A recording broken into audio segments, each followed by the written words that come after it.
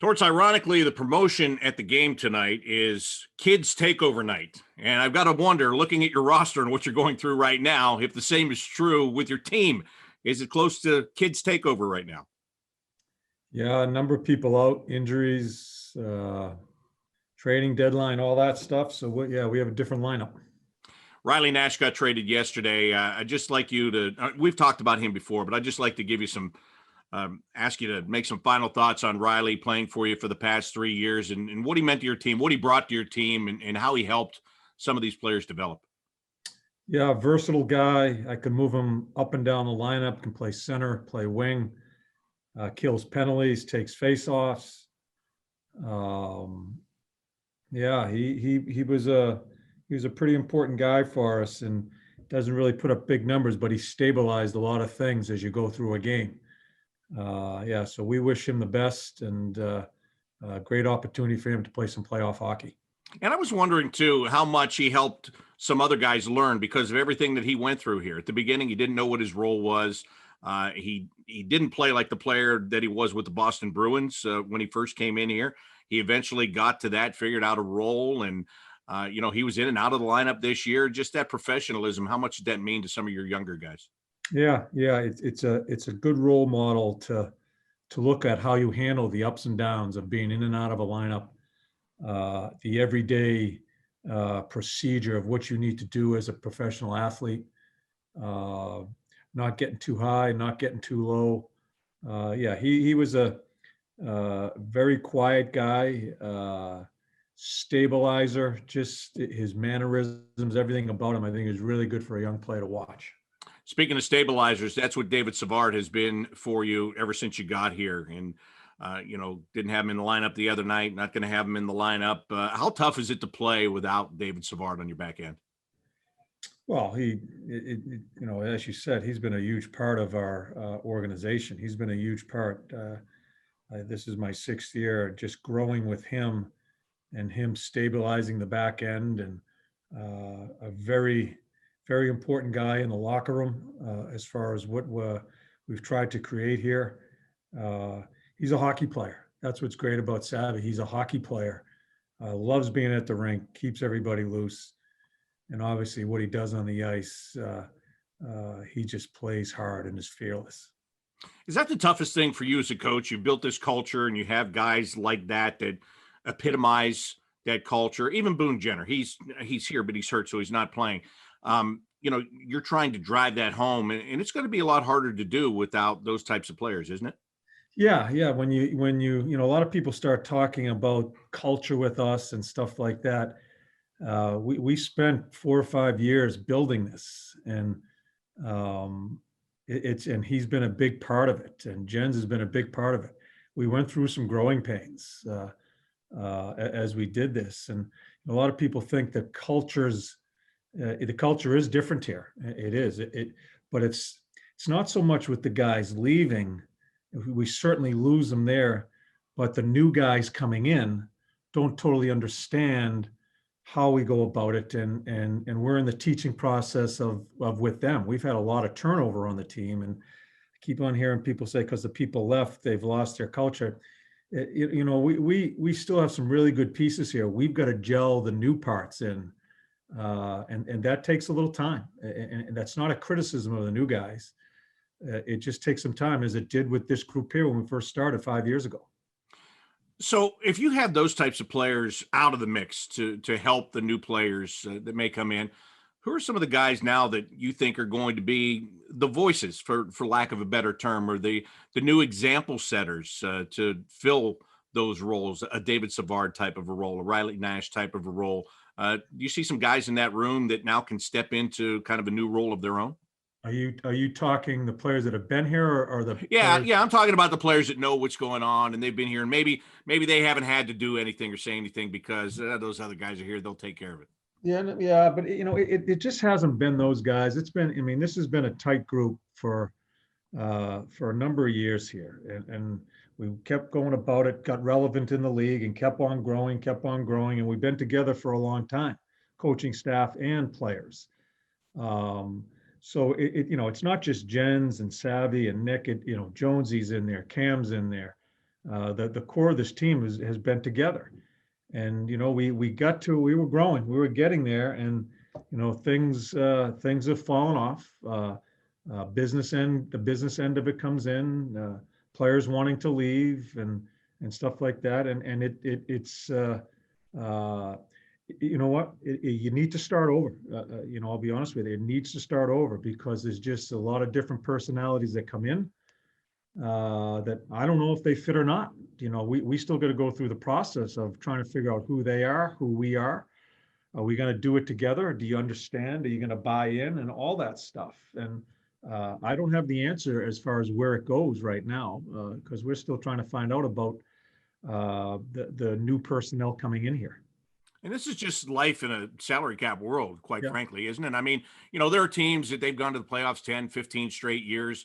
They're certainly not winning cups every single year. Sometimes you do have to take a step backward to take two steps forward, don't you? Yeah, yeah, absolutely. And we're living it. I think we've the frustrating part. I think we kind of fell off. We didn't gradually go. We fell off.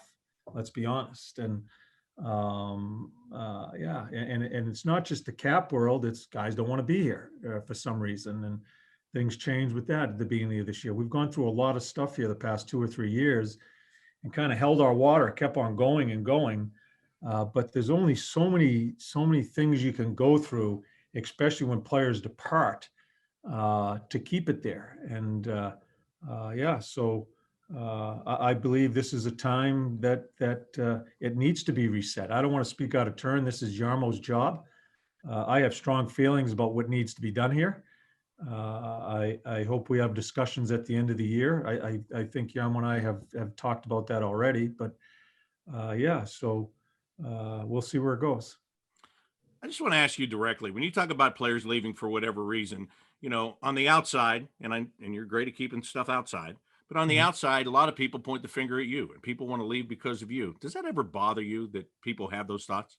No, it doesn't, because Bobby, people have a lot of thoughts about me, and it's been throughout my career. They make assumptions and these things here. Like I said, I could never chase perception. You start trying to chase perception and trying to correct it, and worry about all that stuff, all that noise. That's a tough way to live. I know who I am. The most important people in my life, my family, and my family here in the locker room, they know who I am, and that's all I care about. And half the time when people are making those type of judgments, they don't have a clue anyway. But it's their call. That's what this sports is about. People make these judgments and speculations and thoughts on who you are. I can't do anything about that. The most important people around me, those are the people who know me. How long has Zach Werenski been playing hurt, not at All 100%? year. Because he's been looking, he's looked pretty good. Yeah, all year long. And this was touch and go early on, whether he was going to play or not, or whether it was going to get done right away. Z and I talked prior to the season. He wanted to be part of it, and it's been, no one's known about it. You got to give him high marks as far as battling through this. People have criticized him at certain times, but some of his play this year. And there are some other guys that are playing through some things too. So I give and Z really didn't want to do it. He really didn't want to. He was a little concerned about leaving his teammates here in the wake. I brought him in yesterday, and we made the decision right there that he was going to do it. And I kind of pushed him because he did not want to be that guy. But this is for the future for him. He cannot go through the summertime worrying. We got to get him 100% for next year, and so he can get his work in during the summer. How much has your relationship with him grown over his time in Columbus? How much have you two gone through the process, as you like to say, to get to where you are today? Oh God, we've been through it, upside down in it, rolling around together in it, and now we're on the other side. At least that's what I'll speak for myself on that. You may want to speak to Z, but I coach him totally differently now than I was earlier. I think he has gone through the right steps and has shown that. And there were some long days. There were some tough days there, but he didn't cower. He just went about it. I'm sure there were some times that he was really aggravated with me. But now it's total different relationship as far as me going to him on a certain day after a game. I'll just point out a couple of things and go about it that way. It's pretty much quick thoughts to him right now because he gets it. All right. So what are you going to do with your lineup tonight because of the guys that you're missing? Who's going to get opportunities? Who are you going to put in? Well, I got to get my pad for that one. That's not good at this juncture of the year, Torts. Yeah. So we'll have. I'll give you the lines. The lines are going to be left to right. Bjorkstrand, Max, Line. Well, you know what? I'm still not exactly sure on all the lines, but the guys that are going to go in are Cole's going to go in. Who else? Carly's going in. Harry's going in. Thank God. He's lived just a terrible existence here for the past little while. He's going to play. Elvis is going to be in net. I think that touches upon the new guys going in, does it not? Yeah, I believe so. That should. Yeah. So where's Kevin Stanley at with you right now? Did I say Stens? No, you didn't. Stens is in. Oh, good. Okay. Well, what? Yeah, okay. Yeah, he's in. Okay. Yeah, but he is. He showed me so much promise early, and I think he's fluctuated. I think he's been very inconsistent. It kind of pisses me off because we needed a center all year long. We've needed a center. He showed signs, but he just. And Bobby, I don't think it's lack of effort. He has not been able to stay consistent. And that's a big body right-hand shot, huge shot, can play the power play. He just was not able to stay at the correct level as far as we're concerned. So he lost his job, but he gets back in. He'll probably play wing tonight, and we'll see where it goes from there. Yeah, and I was asking because the other night you put Matteau in after losing Jenner, and I just wondered, with Kevin being a centerman, why you made that choice. You just explained it. Because I'm using Max in the middle now too. I'm going to keep Max there the rest of the year just to see what he looks like. So I want to give Dolps a chance in the middle, another big body right-hand shot at center ice, and I think Dolps play pretty well for us. So you have Max in the middle, Texier's in the middle, Dolp's in the middle, and who else are you playing in the middle tonight? And then Jack will be in the middle. Jack, of course, Jack. Yeah. And or would you like to just stay with that for the rest of the time here, or do you want to get Foodie back in the middle a little bit to see what you got? No, Foods isn't ready. Okay, we've given him enough chances. He's not ready, so he's gonna go play in the American League. All right. So based on all of that, does Stefan Matteau out tonight then? No, Stefan Matteau's in. Yeah, he's in. Right. He's playing with Dolps and Cole Sherwood. Okay, so there's a line that could be a real fourth line, grit, hard-hitting line. I got to ask you about Matteau's hit the other night on Sergachev, which was an absolutely clean hit. But you and I've talked about this so many times. You see a hit like that in today's game, everybody holds their breath and they're looking for supplemental discipline. It's just a hockey play. Why does he have to fight? Why does the I'm not sure who it was. Why does the player? Yeah, why does he challenge him? And I don't think Steph should have to fight there. It was a hell of a fight and high marks to him because he got challenged. But that's a hockey hit, and that's where the game is. It's borderline ridiculous as far as what goes on as far as hockey hits in this league now. It's just ridiculous. So I'm glad Steph fed it to him because he deserved to be fed to, because all it was a good hockey hit. What are you looking for from your team, starting today? Maybe it was starting the other night, but what are you looking for? You're evaluating individually, but are you just looking for that growth as a unit to kind of finish this out as strong as they can? I want us to be pros. I want us to play hard. Of course, we're evaluating, but I'm going to coach to try to win the game. I think when this is an exhibition season, this is regular season. I know it doesn't mean a whole hell of a lot to us because we're not going to be there as far as when the good stuff starts, but still, we're professionals. We prepare the same way and we try to win the game. I will evaluate. I certainly will try to do a couple of different things.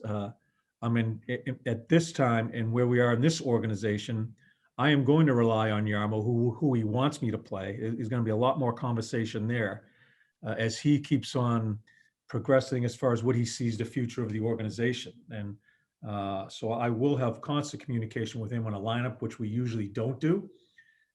He kind of leaves that to me, but right now I think it's got to be a collaboration between him and I. Yeah, very interesting. And you know what?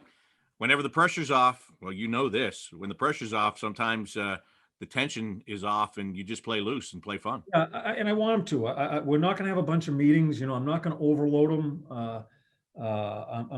We want to concentrate on playing the games. They'll have some time off in between games, and uh, it, it it sucks, Bobby. It sucks. We're totally irrelevant as far as where we're at in this part of the season. It's not fun playing for nothing, but some guys are playing for the future in this organization. So I want to be fair. I want to prepare them the correct way, and we want to try to win the hockey games. Torts, thank you very much. I'll talk to you before you play in Dallas later on next week. Okay, Bobby. Be well.